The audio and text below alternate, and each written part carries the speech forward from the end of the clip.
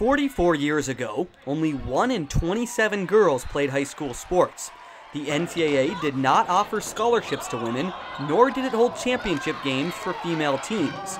That all changed in 1972 with the enactment of Title IX, a federal law that today seems obvious to many: gender equality in schools and athletics.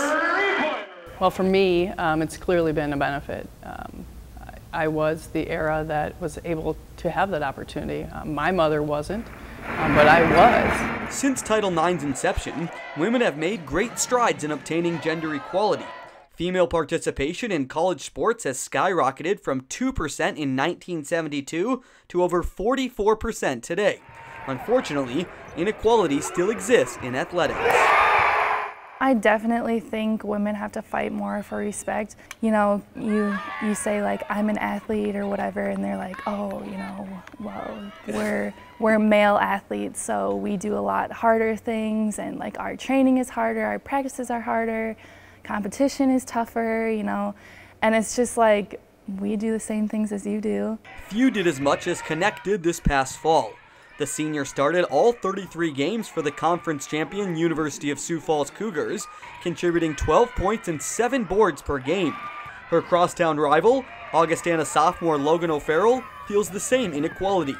The Summit native says it's a societal issue that is still affecting women decades after Title IX. The men's game is more intense, you know, and we think of a men's game and it's just more intense, dunking, and you just know that they can do it, where women, you know, they have to go out and prove themselves. You have to show that you're quick, you have to show that you're accurate in what you do. There's definitely some perception in society that women have to sometimes overcome those barriers of being a respectable athlete. Just being an athlete is something that has just, through history and through a lot of time, has been a male-dominated aspect.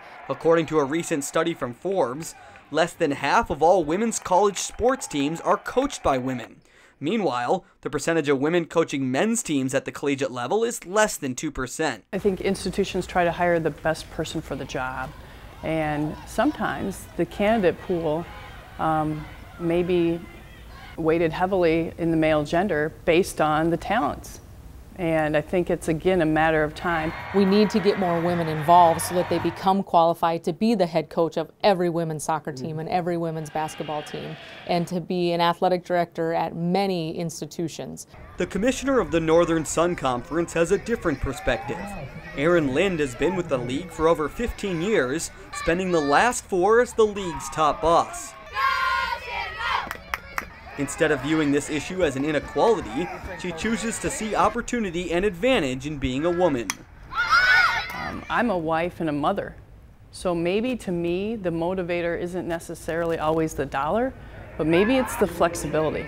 The flexibility, the ability to go and work my tail off for the organization I'm representing, and then the ability to be mindful to my kids' activities. You know, I have two kids, and it was just getting too hard to balance everything.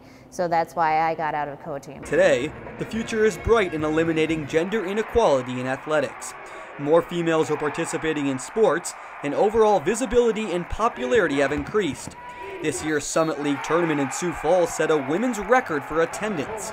And last year, Rapid City native Becky Hammond became the first full-time assistant coach in any of the 4 major professional sports when she started working for the San Antonio Spurs.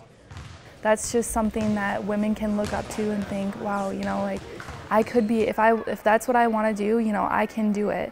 Women being quality athletes is in its infancy stage, really, and so a perception of having to prove yourself as a quality athlete beyond being a quality female athlete, I think it's coming with time. As the next chapter in gender equality continues to write itself, it's the next generation of women who will continue to impact the outcome. An opportunity that 40 years ago women did not have, but today are taking full advantage of. Work hard. You are going to have to outwork people. And for me, that's kind of what got me into this seat. Put in as much time, as much effort, as much heart and passion as you can. And, you know, that's going to be your best shot to make your dream come true. In Sioux Falls, Elliot Nathan, KSFY News.